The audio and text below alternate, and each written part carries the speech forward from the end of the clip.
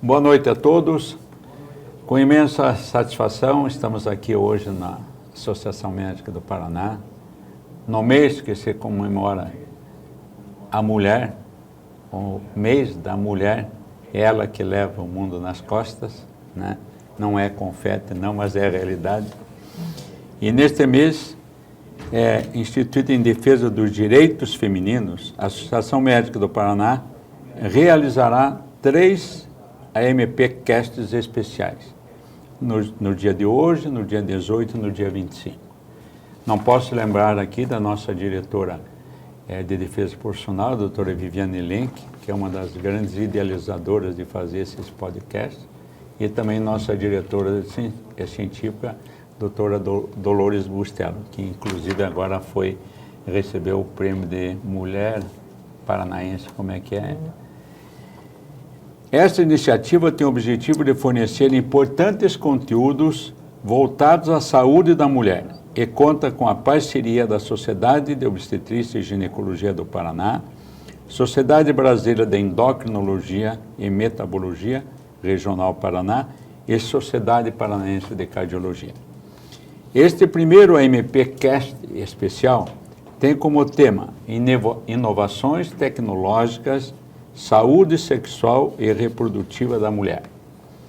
Estão conosco aqui a doutora Dulcimare Dias Bittencourt, vice-presidente da Surgipa e professora do Departamento de Tocoginecologia da Universidade Federal do Paraná, Iris Rabinovich, mastologista do Centro de Doenças da Mama e professora do Departamento de Tocoginecologia da Universidade Federal do Paraná, e Mariana Dremer Romanovski, ginecologista e obstetra e professora adjunta do mesmo departamento da Universidade Federal do Paraná.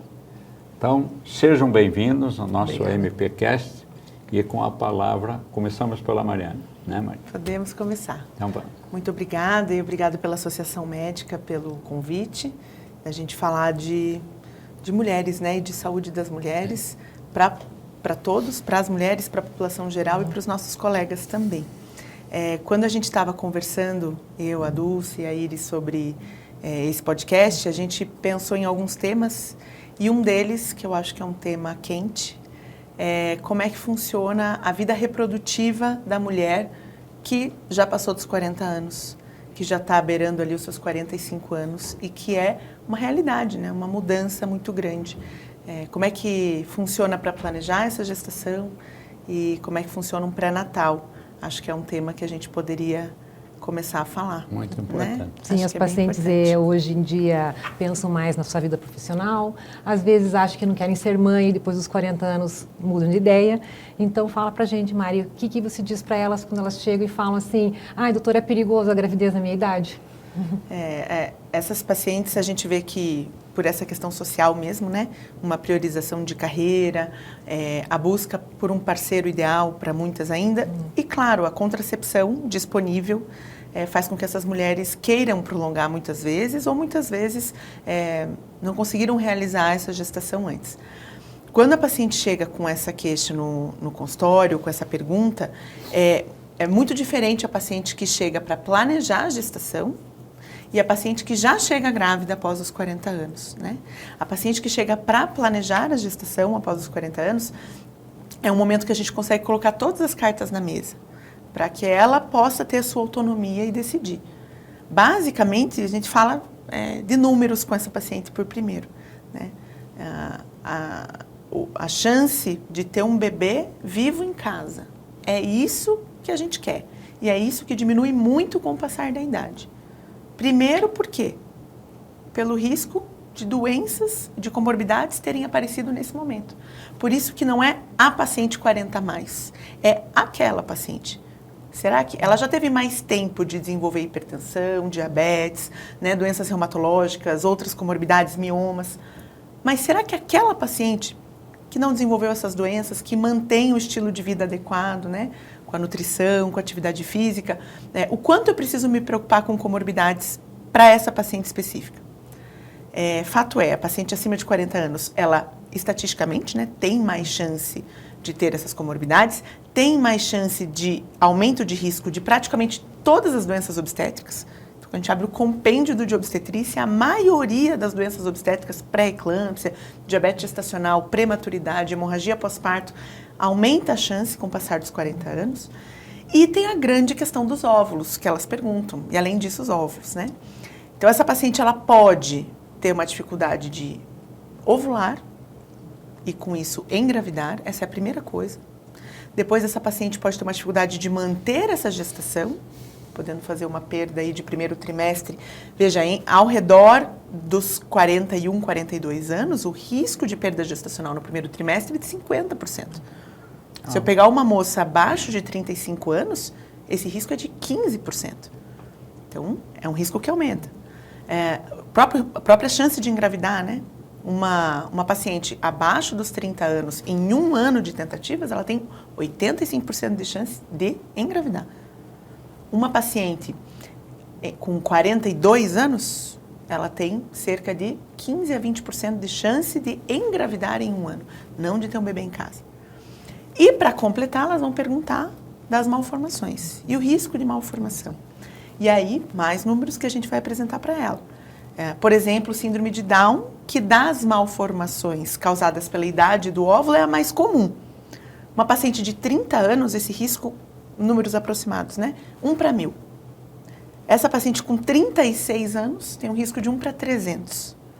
E essa paciente com 42 anos tem um risco de 1 para 20 de síndrome de Down, fora outras cromossomopatias.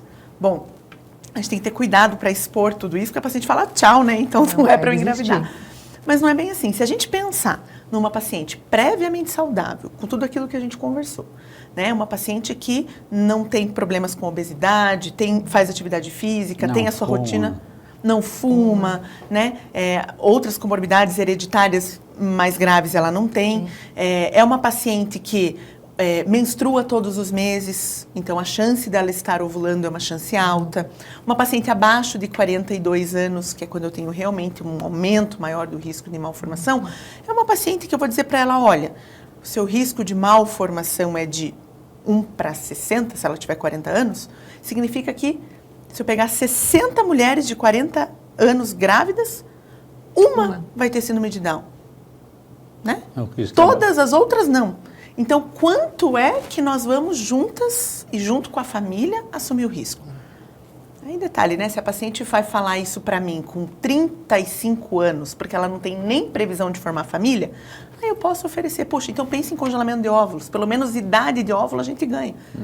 Mas se eu precisar usar esses óvulos por fertilização, eu aumento o risco por fertilização. Enfim, então é isso. A paciente que chega perguntando, será que engravido ou não, ou quais são os meus riscos, eu acho que a gente tem que ser muito verdadeiro com essa paciente, sem desencorajá-la, mas entender se a gente compra aquele risco juntas. Acho que esse é o principal. E no pré-natal, você sempre indica teste genético para saber, investigar se vai ter uma malformação, ou você desestimula para a paciente não fugir de vez? Então, vamos dizer que a paciente engravidou, né? Chegou grávida no consultório. O que vai mudar no pré-natal dessa paciente? Basicamente, eu vou ficar mais de olho naquelas comorbidades todas. Então, é uma paciente que só pela idade, acima de 40, tem indicação da gente usar medicações para prevenção da pré-eclâmpsia. É uma paciente que tem aumento, eu tenho que olhar muito bem o local da placenta, uma paciente que tem mais risco de parto prematuro. Então, é uma paciente que eu preciso olhar mais. Em relação às malformações, o rastreio de doenças aneuploidias, né, de doenças cromossômicas que a gente faz lá no morfológico do primeiro trimestre, costuma ser a triagem necessária. Os testes não invasivos de sangue, né, que muito se fala hoje, eles também são bem sensíveis. Associar os dois, eu tenho um ganho muito discreto. Então, numa linha geral, a gente pode ficar com o ultrassom, que é o que a gente tem, né, na saúde suplementar liberado para essa paciente. E se tiver alguma inconsistência nesse exame, aí a gente vai indicar o quê? Testes invasivos, diferentes. Ela tem que saber desse aumento de risco. Então, você veja como mudou, né? Nos últimos 40 anos, 50 anos. Antigamente não tinha ecografia. Não tinha esses exames. Hoje você faz uma ecografia, o que você vê o nenê do tamanho, na verdade, de uma sementinha lá, e você acompanha a evolução do crescimento desse nenê através da ecografia. Veja que fantástico isso para todos, para as mulheres com mais de 40 anos, ela acompanha. Então, ela tem segurança, tranquilidade, porque essa criança se desenvolva normal. E a outra realidade que o mundo mudou é o nosso pré-natal. As pacientes estão realmente tendo filhos mais tarde, né? O comum de consultório é ter paciente ao redor dos 35 anos com seu primeiro filho. Isso é o comum, né? Se a gente pegar dados do DataSUS, né, na parte dos nascidos vivos do SINASC, a gente tem, em 2014, 65, mais ou menos, 1.000 nascidos vivos em pacientes acima de 40 anos. E agora, 2021, 2022, 98 mil. Então, a gente teve um aumento aí de praticamente 30 mil nascidos vivos, numa população que antigamente tinha vergonha de engravidar. Não, ou não tinha como você acompanhar. Não tinha como acompanhar, então mudou muito. Maria, e o parto? Elas pedem parto normal ou mais pela idade elas falam assim, olha, pela ansiedade daquele neném nascer logo, elas verem a carinha, não, vamos fazer uma cesariana com 39 semanas? Olha, primeiro a gente vai falar, né, do que tem de evidência para tentar escolher essa via de parto. Protocolo, regra geral, a via de parto é o que a gente chama de obstétrica, ou seja, não é a idade que vai definir, mas o que a gente vê?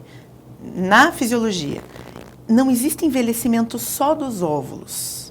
A senescência, o envelhecimento celular é de todos os tecidos. Então, um útero que vai ter que distender muito, muito, muito, muito. E depois vai ter que ter uma contratilidade muito rítmica. E depois uma contratilidade muito grande para parar de sangrar quando o bebê nascer. Ele não responde da mesma forma acima dos 40 anos.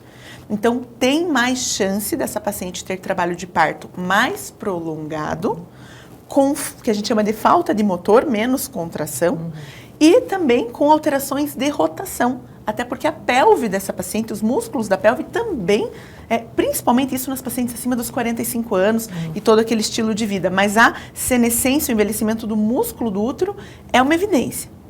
Então, a gente sabe que eu tenho que ir para a sala de parto mais preparada para a intervenção ou mais de olho na intervenção, se necessário.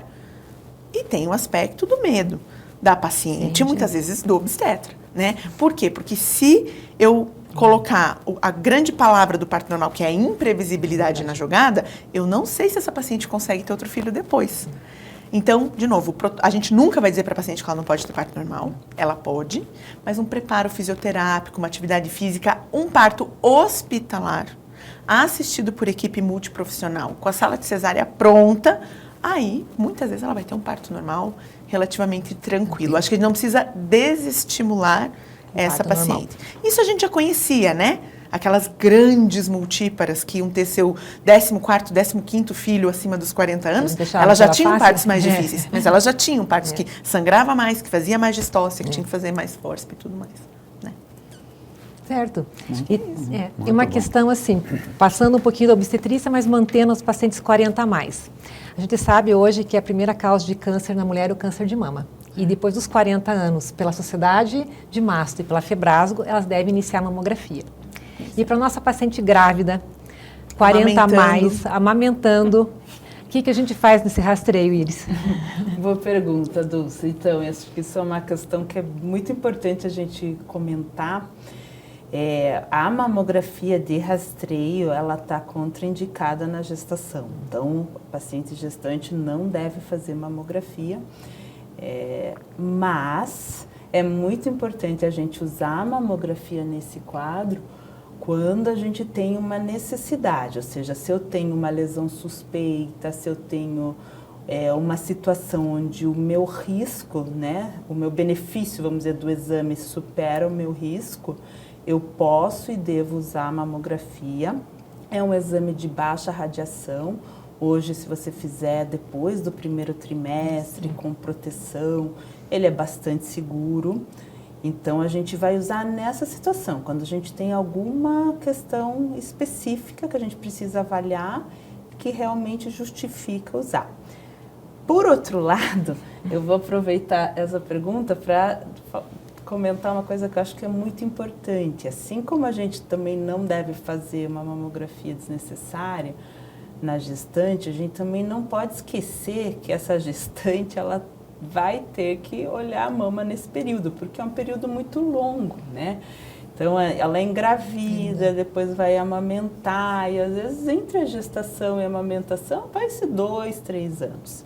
E o que a gente vê que é muito comum é que a mulher esquece, né? Então, os 2, 3 anos de gestação e amamentação, se esquece um pouco da mama, do rastreio, e às vezes Esquece dela, né? Só pensa esquece dela, e a gente acaba então fazendo diagnósticos às vezes mais avançados, tardios, porque faltou às vezes uma prevenção. Então, claro, na gestação você vai fazer ultrassonografia se você precisar, mamografia só se for uma situação de maior necessidade. Agora, passou a gestação, na amamentação, você pode usar mamografia livremente e deve usar.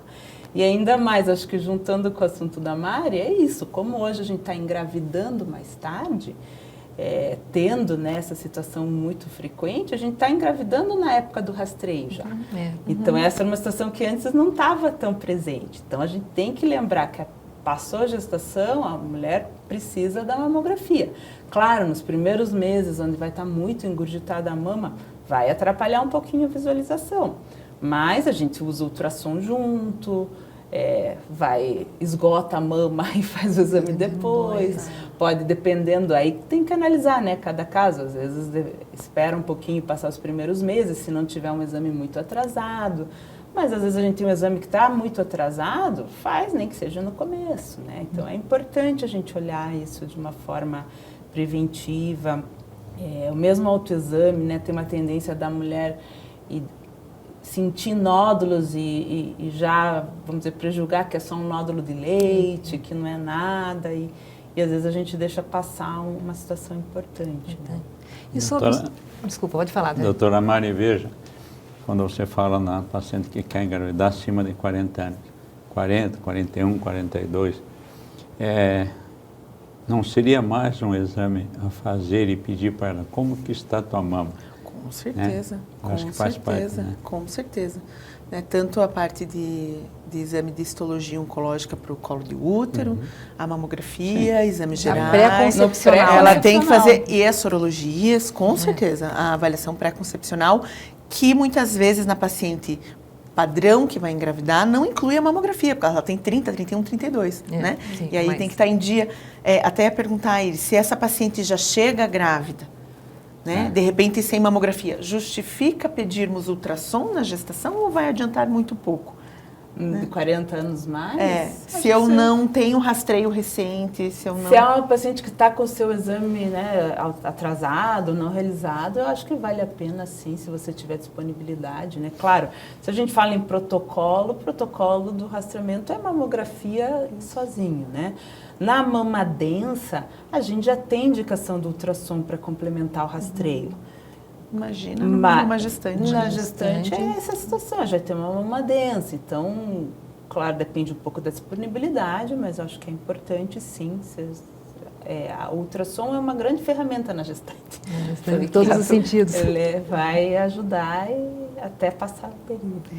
E me fala um pouquinho dos testes genéticos. Você pede rotina, a paciente chega no teu consultório, tá? Com história familiar ou sem história familiar, você muda a conduta, pede teste genético para todas, para câncer de mama? Não pode pedir de rotina, não. Assim, teste genético também é uma situação que acho que a gente está mudando muito, é bem importante a gente comentar. O que a gente tem que identificar, eu acho que é importante para as pessoas, né, que estão ouvindo, ter isso em mente, que existem alguns sinais de alerta para a gente ter uma família com câncer hereditário. Então, tem alguns pontos que chamam a atenção. Se a gente tem um câncer de mama abaixo de 50 anos na família, se a gente tem um câncer de ovário, câncer de pâncreas, tumor de próstata avançado, e aí as combinações, né? Se a gente tem mais de um parente, ou seja, se numa família tem 3 casos de câncer de mama, independente da idade, ele já vai contar como fator de risco para hereditariedade. Se eu tenho um caso acima de 50 anos, vamos dizer, na idade habitual, mais um caso jovem, tem uma prima que já teve um câncer jovem, também vai entrar num critério.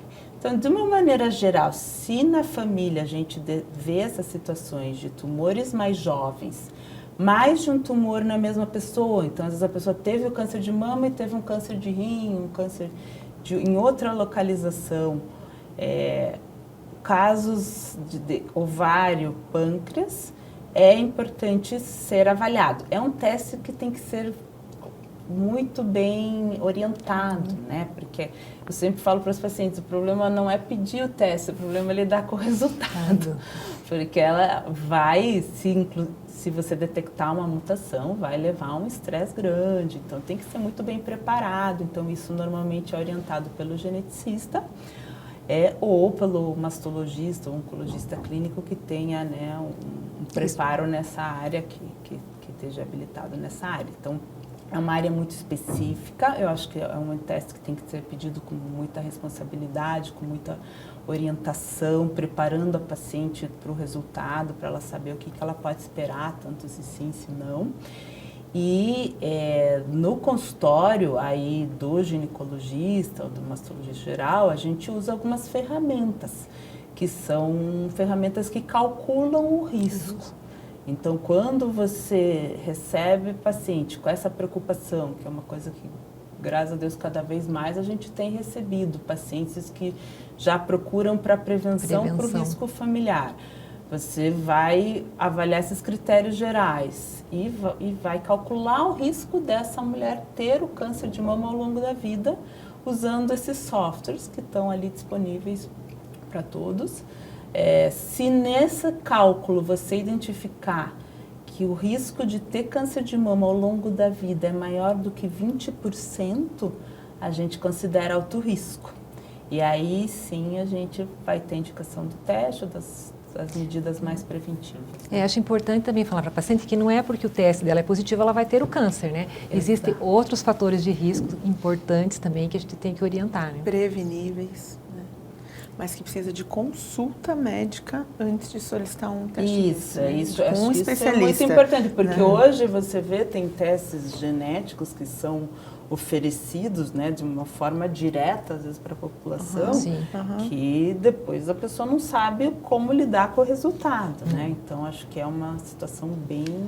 Eu me lembro, eu não sei se vocês conheceram, o professor Carlos Souza. Ele era um neonatologista, né, irmão do Fernando Souza, que era cirurgião do aparelho digestivo, ele era lá do Hospital de Clínica.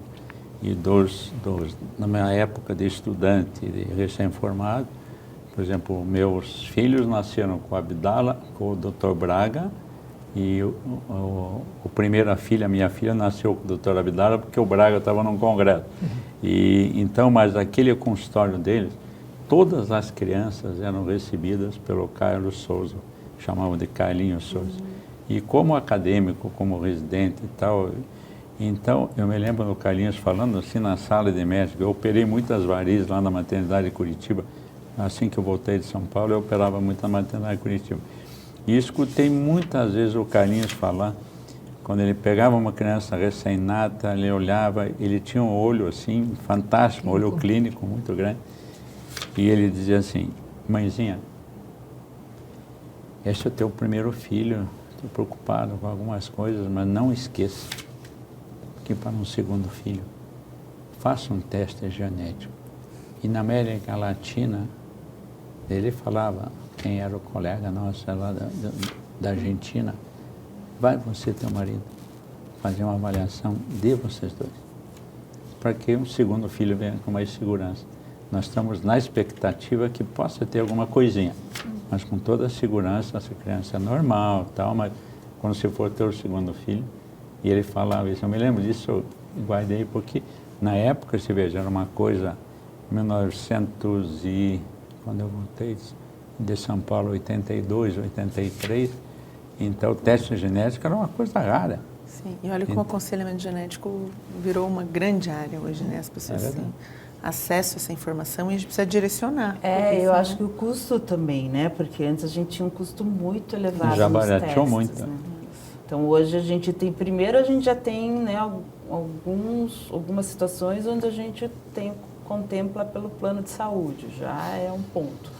Outro ponto, mesmo o custo particular do teste tem reduzido muito, né? Então isso facilita e é como a Dulce falou, acho que faz com que você consiga fazer uma orientação adequada. Nem toda pessoa que tem a mutação, claro, vai desenvolver o câncer, mas essa pessoa pode se beneficiar de um método muito mais assertivo, né? tanto de intervalos, uso da ressonância magnética, em algumas mutações até cirurgias preventivas que acabam reduzindo o risco substancialmente. Sim. E aproveitando, então, já que está falando em câncer de mama, e a paciente jovem com câncer de mama que tem desejo gestacional? Faz alguma orientação? Orienta congelamento de óvulos? Esse é um ponto que eu acho que vem avançando, né, junto das gestantes que a gente estava falando. Eu acho que, veja, a gente teve um grande estudo, né, que foi o Positive Trial, que foi publicado em 2023. Foi o primeiro estudo que nos está começando a trazer uma segurança nessa situação, né? Um estudo que avaliou em torno de 500 pacientes com tumores hormonais de estadios iniciais, 1, 2 e 3, e foi avaliado ainda a gente está com um tempo de segmento muito curto dessas pacientes, né? Quando ele foi publicado em 2023, eram só 3 anos e meio de tempo de segmento.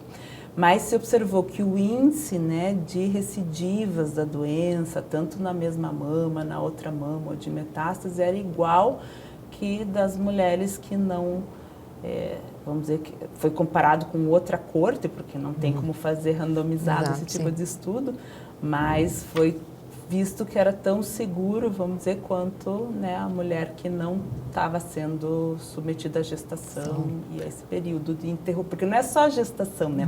O problema do câncer após, da gestação após o câncer é que a gente tem que interromper, no caso do tumor luminal, que é o tumor hormonal, a gente precisa interromper a hormonioterapia para ela engravidar.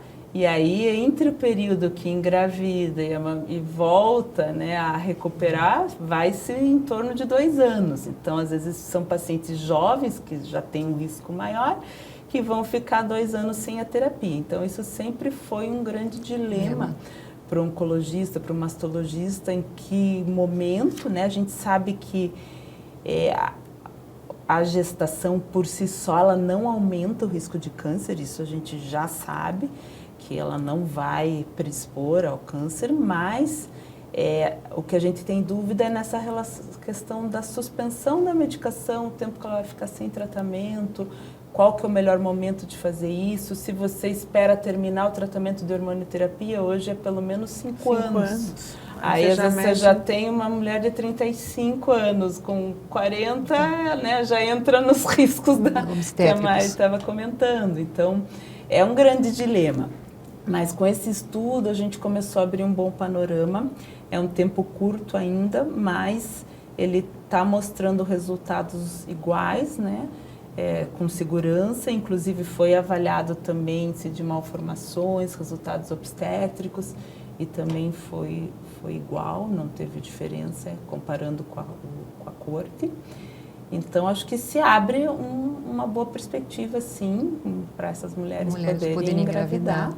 É fundamental o congelamento do óvulo, né? Quando a gente tem um diagnóstico numa mulher jovem que tem desejo ainda de ter filhos, a primeira coisa, antes dela iniciar a quimioterapia, ela precisa fazer o congelamento de óvulos. Porque a quimioterapia, ela pode, né, comprometer de uma forma reversível ou não.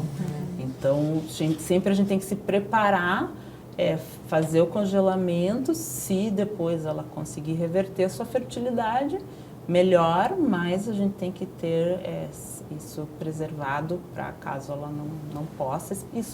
A preservação da fertilidade com a quimioterapia depende muito da idade, né? Então, quanto mais jovem, maior a capacidade de voltar a ser fértil. Quanto mais perto de 40 mais, normalmente acaba entrando mais em menopausa.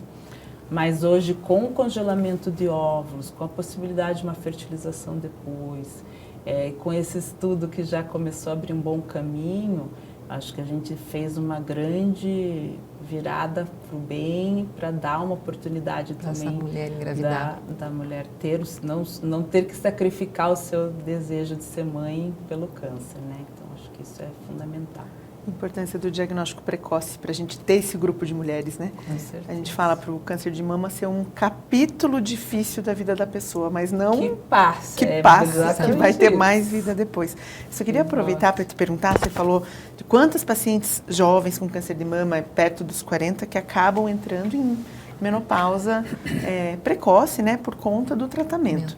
Tem alguma coisa diferente, algo a mais? Eu vi que a nossa revista da Febrasgo vai falar sobre isso, para oferecer para essa paciente ter qualidade de vida. Porque geralmente o câncer que é hormônio dependente, a gente não vai poder fazer a terapia hormonal nessa paciente, né? Não. E aí, né? E agora, às vezes a gente vê alguns oncologistas, será que pode fazer testosterona tópica? Será que não pode? Que vocês têm esse é outro visto? grande ponto, né? A gente tem uma somatória de problemas vamos dizer, de uma mulher que normalmente já está na sua fase de climatério e que se soma com o efeito colateral da medicação, que na hormonioterapia geralmente são sintomas climatéricos potencializados. Então, assim, para reposição hormonal, a gente não tem segurança mesmo. Então, a mulher que já teve câncer de mama, ela está contraindicada para uso de terapia hormonal. A testosterona, por enquanto, também a gente não tem segurança, mas é um hormônio ainda muito novo nos estudos, então a gente não tem uma evidência, né? O ATH tradicional, estrogênio e progesterona, a gente sabe que vai aumentar um pouco o risco e que por isso ela vai estar contraindicada. Agora, a testo, ela tem uma carência ainda, acho que na literatura científica de segurança pelo tempo, provavelmente isso vai vir, talvez possa no futuro ser utilizado, mas nesse momento ainda não, a gente não tem essa evidência.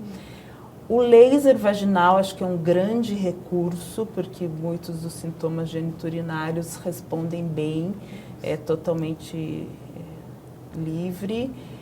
E o que a gente tem usado, que eu acho que já ajuda bastante, são os estrogênios vaginais.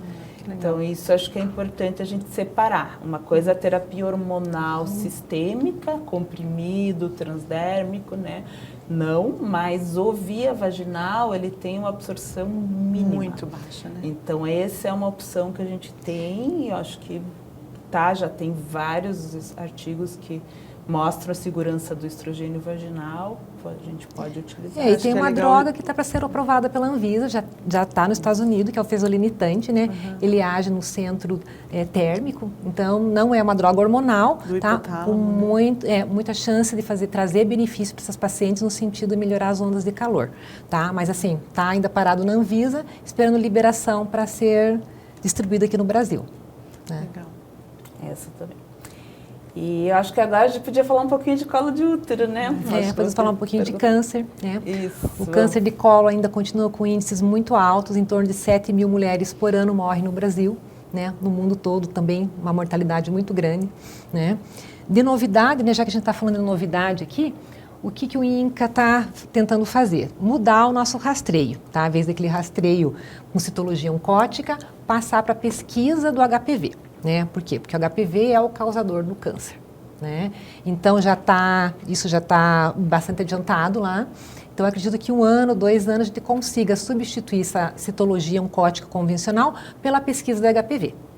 Né? Então, citologia oncótica, só, né, para o pessoal que não é colega, que está assistindo, é o nosso Papa Nicolau. E o HPV é um vírus, né? É o vírus, né, de transmissão sexual que causa o câncer de colo. Né? Então, claro, a gente tem as vacinas. Né? O que aconteceu? Né? A vacinação, o índice da vacinação caiu muito na pandemia. Né? Acho que caiu em torno de assim, 5% das crianças foram vacinadas. Né? É uma pena, né? Porque assim, ia ser uma prevenção de 70%, 80% dos casos de câncer. Né? Porque o que tem na vacina quadrivalente, essa que tem no SUS hoje? Tem o vírus 6 e 11, que causa as verrugas, e o 16 e 18, que causa o câncer. Tá? Então, a maioria das pacientes que têm o câncer de colo, lá tem o vírus 16 e 18.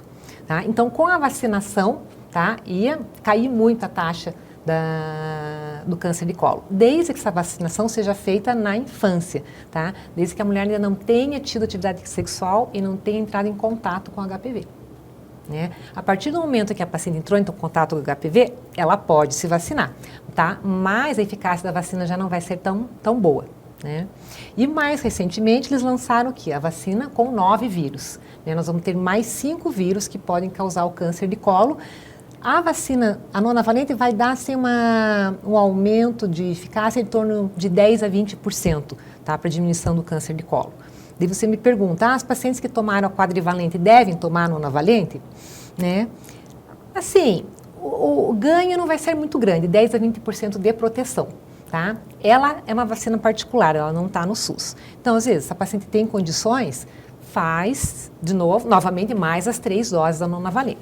Mas se ela já tomou a quadrivalente, eu acho que já está muito bom. Né? Ela já tem uma chance muito grande de prevenir o câncer de colo. A medida populacional é muito importante, né? Porque acho que a vacina quadrivalente no SUS agora é dose única, se eu não me engano, né? Isso, dose única. Não que tem vai ajudar muito, né? Essa questão dose única foi justamente para isso, porque o que eles observaram, que a primeira dose a mãe levava a criança a fazer. A segunda, já 50% não ia. E foi observado nos estudos que uma dose, tá? Claro que não vai ter um número expressivo de anticorpos, como se você fizesse 2, 3 doses. Mas até no momento eles viram que fez a prevenção. Tá? Então passou-se para uma dose agora, tá? Isso no SUS para as crianças, né? Tanto meninos como meninos e meninas de 9 a 14 anos. Legal. Né? Você sabe que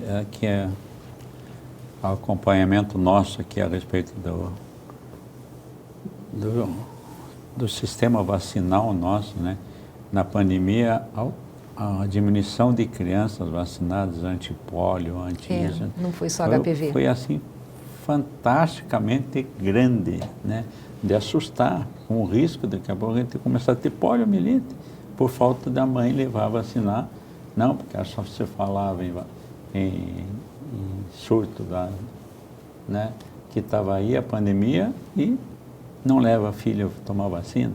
Tem nada a ver. E o HPV tem um certo preconceito ainda, né? Pelo vírus ser uma DST, uma ITS, né? Uma de transmissão sexual, tá? As mães, assim, não entendem que é importante a criança, antes de começar a atividade sexual, já ter a vacina. Porque a partir do momento que começa a atividade sexual, vai entrar em contato com o vírus, a vacina não é curativa, né? Ela é preventiva. Ela é preventiva.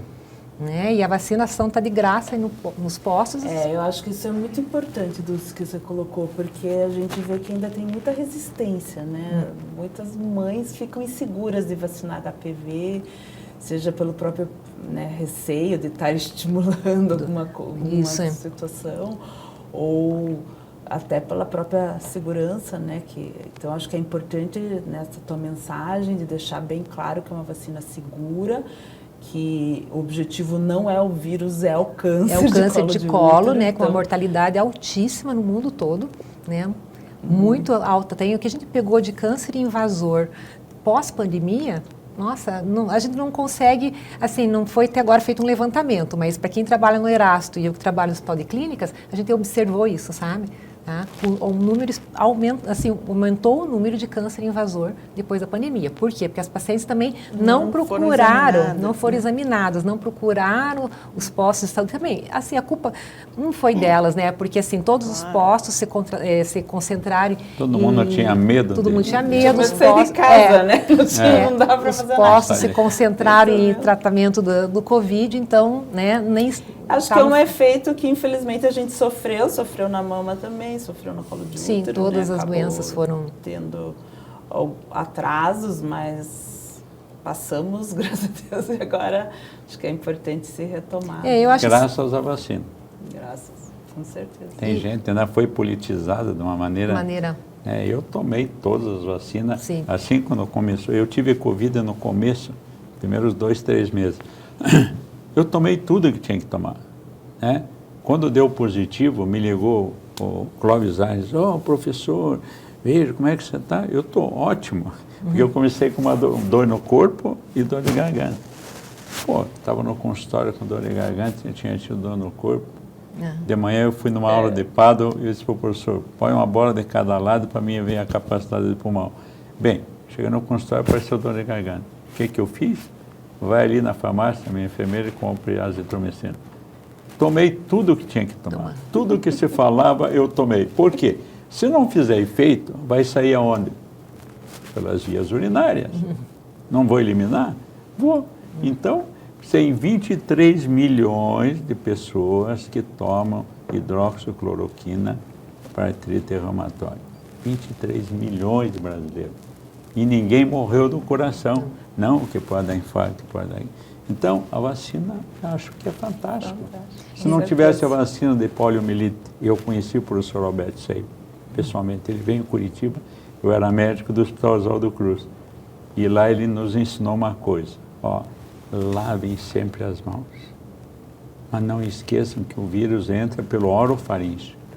Então, quando vocês tomarem banho à noite, façam um gargarejo, com aquele vapor úmido, um gargarejo. Lavem o nariz com sabão. E eu dava plantão no Hospital Oswaldo Cruz, e lá tinha um chuveiro fantástico. Eu, quando chegava no hospital, tomava um banho, eu fazia tudo isso. Quando eu saía, trabalhei 38 anos lá, nunca peguei nada. Tinha tudo lá, né? Bem, deixa eu levantar alguma coisa que eu escutei, né? Eu não li, mas eu escutei. Que o aumento do número de crianças com autismo, uma teoria, né? Tem a ver com o aumento do número de cesarianas. Porque a mulher, quando tem o parto normal, essa é a justificativa. Quando a mulher tem um parto em que a criança passa no canal de parto, a mãe entra em êxtase pela liberação de uma quantidade enorme de ocitocina. Então, a mãe, para o parto normal, é ela. E a cesariana, ela está com o cordão umbilical, e essa criança recebe, né? E o aumento do número de cesariana, muitas mães não tiveram esse êxtase do trabalho de parto, do nascimento da criança. Então, uma teoria de que o aumento... Você veja, na minha infância, eu não conheci ninguém com autismo. Não existia. Na infância de vocês, provavelmente também. Hoje, é muito grande o número de autistas, né? Lógico, tem todos aqui. Nós tivemos aqui uma aula também, um podcast sobre autismo. Foi um show do Paulo Liberalesco, lá do Pequeno Príncipe. Mas não sei o que vocês, como professoras e ginecologistas, podem me responder a respeito disso. Acho que a principal pessoa a responder é alguém especialista em autismo, ou pelo menos um pediatra. Mas...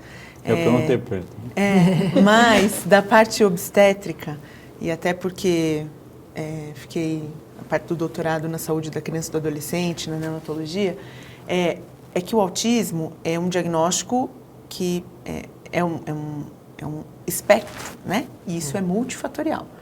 A gente está pegando um leque muito grande. E, dado o aumento do diagnóstico, a gente não sabe o quanto é aumento de diagnóstico, o quanto é aumento de incidência. Isso é uma outra questão que a gente tem que conversar, né? Mas tudo bem, vamos colocar aumento de diagnóstico. De um espectro, gera uma ansiedade, porque as crianças são o nosso futuro, né? E você vê crianças que têm alguma questão de uma dificuldade de ajuste no comportamento social, muitas vezes, fora outras. Estou pegando uma análise bem geral do espectro, né? Casos muito leves e casos muito graves. Agora, dá uma ansiedade em nós em tentar descobrir uma causa para o transtorno do espectro e eliminar essa causa. E a minoria das coisas na nossa vida, o senhor mesmo falava dos 5 princípios, né? A minoria das coisas na nossa vida, a gente vai saber no princípio só.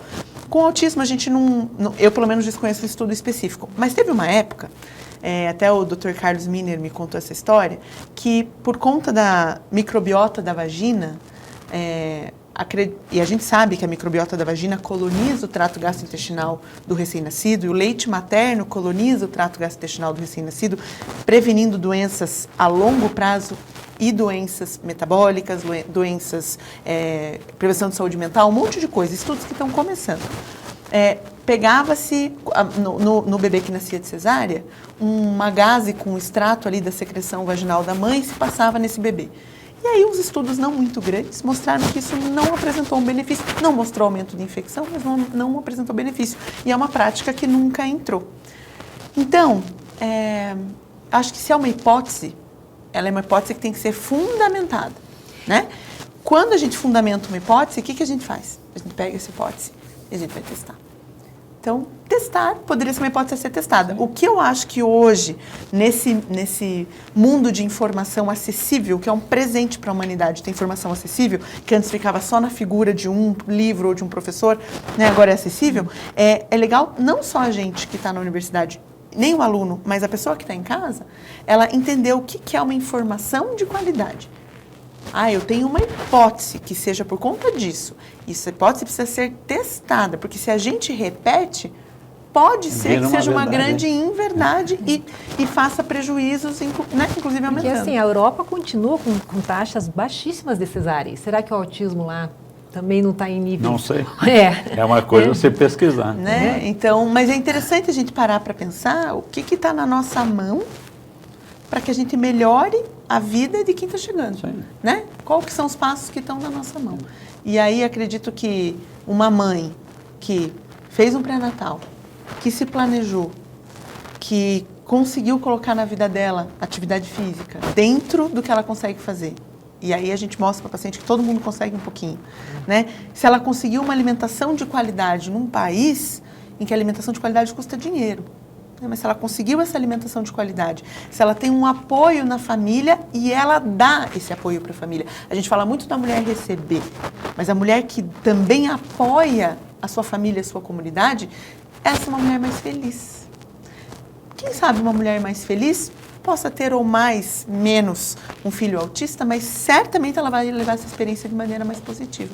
Então, isso é o que está na nossa mão hoje, né? Acho que Vamos abrir para que os que estejam nos assistindo possam fazer suas perguntas, para serem respondidas pela nossa professora.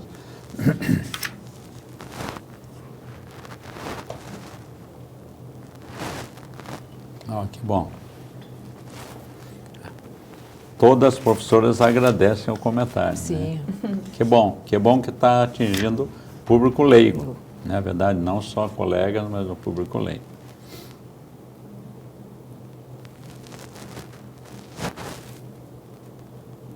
Que condições? Acho que Qual câncer, assunto? acho que é câncer Qual a de- ressonância Deve em ser que mama. assunto? Na paciente de risco, deve ser, né? Pode ser. Porque, assim, eles vou te falar como ginecologista geral, tá? Aham. Tem paciente que chega falando, eu prefiro a ressonância. Porque eu acho que pega mais Eu ou acho. porque não aperta a minha mama. Tá? Tá, excelente esse ponto. Então, assim, a ressonância é um exame de alta sensibilidade. Então, ele funciona muito bem na sua indicação, mas ele não é, isso é uma coisa bem importante a gente deixar claro, não é um exame de rastreio. E não deve ser usado dessa forma, porque se a gente usar a ressonância de rastreio, a gente vai diagnosticar muita coisa errada, a mais, vamos dizer, para quem, né, para pessoas que não são médicas, né, entenderem, vai mostrar lesões que não são câncer e ela vai achar que é. Então, vai gerar biópsia, estresse, noite sem dormir. Então, é um exame maravilhoso, mas como todo exame tem a sua indicação. A principal indicação de ressonância, onde ele começou a ser estudado e comprovado o seu benefício, foi na paciente de alto risco. Então, aí, acho que essa deve ser a pergunta que está sendo feita, quando a gente estimou aquele risco acima de 20% de ter câncer de mama ao longo da vida, que a gente considera que essa paciente é alto risco, essa é uma paciente que precisa fazer uma ressonância anual, porque ela vai se beneficiar desse aumento da sensibilidade e vai, com certeza, ser muito positivo na prevenção dela. Na população geral, ele vai ser iatrogênico, ou seja, ele vai gerar estresses e coisas desnecessárias. Tem outras indicações também, por exemplo, no diagnóstico, daí já mais do câncer mesmo, quando a gente faz um diagnóstico para avaliar melhor a parte cirúrgica, conhecer melhor a extensão, quando vai fazer quimioterapia neoadjuvante. Então, a gente tem alguns pontos mais chaves, mas, de uma forma geral, é para paciente de alto risco só. E outra coisa muito importante também, que eu acho que se confunde, que o pessoal adora falar mal da mamografia, né? E a mamografia é o exame mais bem estudado, comprovado como um grande redutor de mortalidade. Então, a gente tem estudo desde a década de 70 mostrando que a gente reduz de 25% a mortalidade por câncer de mama fazendo mamografia. Então, é um exame extremamente útil e mesmo quando a gente usa ressonância, a gente não pode deixar de fazer mamografia. Por quê? Porque a ressonância ela pode trazer uma sensibilidade maior para as lesões, mas ela não vai ver microcalcificações. Então, ela vai falhar se a gente usar só a ressonância, que é muito comum. A pessoa, eu não quero fazer mamografia porque dói, porque incomoda, né? Às vezes sofre, realmente pode ser muito doído em algumas, depende da mama, né?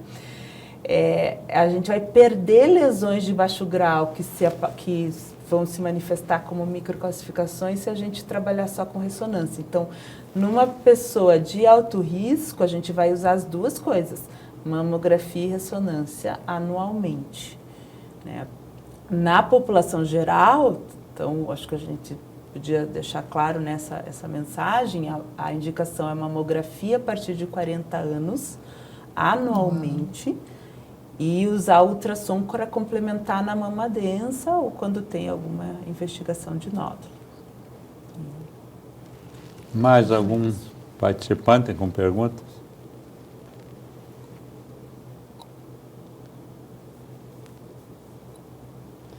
A vacina, doutora.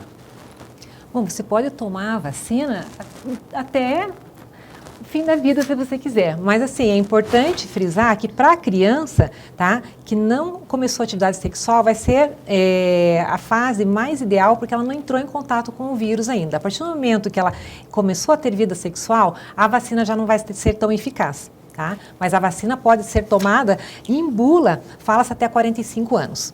Tá? Mas não que paciente acima de 45 anos também não possa tomar, mas tem que ver a indicação, né?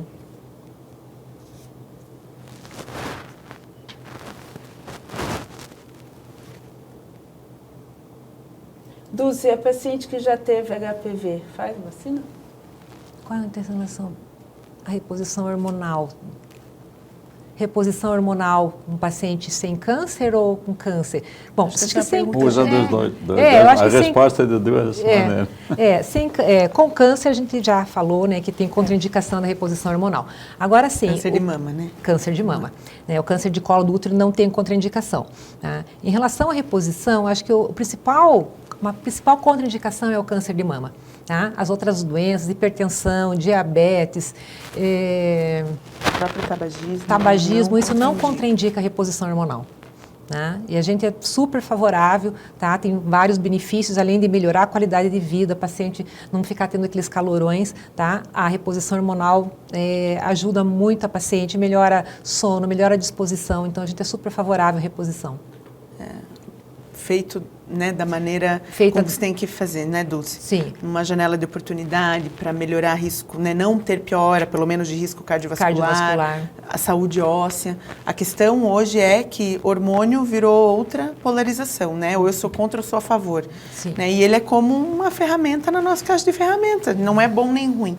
É o jeito que a gente faz. Então, acho que isso é importante deixar até para a população, principalmente a população geral, que eu acho que os colegas já estão muito cientes, que existe a forma de fazer terapia hormonal em estudos grandes, em estudos que são comparativos e que não são a opinião de um médico ou a experiência desse médico, Sim.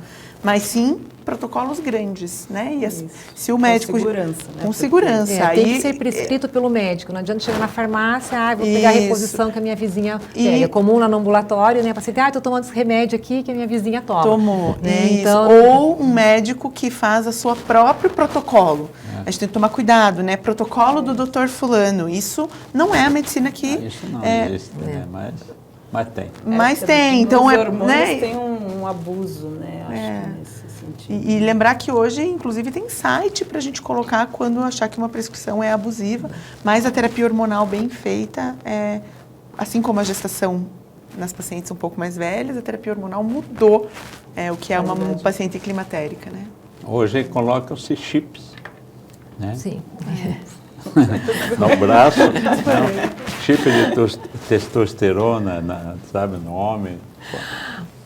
Assim, A faixa etária que a gente diagnostica o câncer de colo é os 50 anos, porque essa paciente adquiriu HPV lá na adolescência, tá? Então, vai demorar um bom tempo, 10, 20 anos para desenvolver o câncer de colo. Então, quando chega nos 50 anos, é a idade que a gente faz o diagnóstico do câncer. Então, depois dos 50, a tendência é abaixar, né? Porque se a paciente não teve até os 50 anos, depois dos 50 anos, ela vai ter menos chance, ao contrário do câncer de mama. Quanto mais idade a paciente tem, mais chance de desenvolver o câncer de mama. O câncer do colo uterino é o contrário.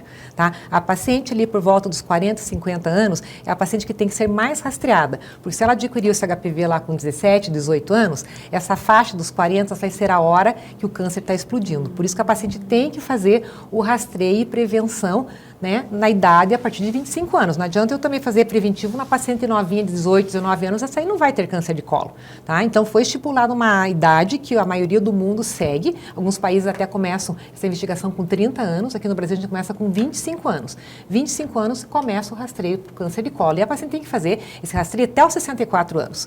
Por que até os 64 anos? Porque depois dos 64 anos, né, se ela nunca teve câncer, tá? A gente supõe que ela não tem HPV e ela vai sair do rastreio. A paciente com 64 anos não precisa mais escolher preventivo, diferente do câncer de mama que ela tem que continuar seguindo. Por isso que é muito importante essa mudança de protocolo que vai ter, que é a pesquisa do HPV. Então, a paciente vai fazer a pesquisa do HPV. Se ela não tem HPV, ela pode ficar 5 anos sem fazer exame, né? Porque, assim, o que causa o câncer é o HPV. Ela não tem o HPV, daqui a 5 anos ela vai lá e repete o exame, tá? Para ver se ela adquiriu o HPV ou não. Não é muito tempo? Porque a gente pressupõe que o HPV vai demorar tempo para causar. É um leigo perguntando. Tá? O HPV vai demorar, não vai ser de hoje para amanhã. Então, a paciente vai ter aí um período de 2, 3 anos para aparecer alguma lesão depois que ela entrar em contato com o HPV. Então, imagine, hoje ela está com 25 e não tem HPV. Ela vai adquirir o HPV com 26, né? Com 30 anos ela vai fazer outro exame, tá? Esse tempo não vai ser o suficiente para o HPV causar um câncer de colo. A gente pode fazer o diagnóstico de uma doença pré-cancerígena, tá? Por isso que é a finalidade do preventivo.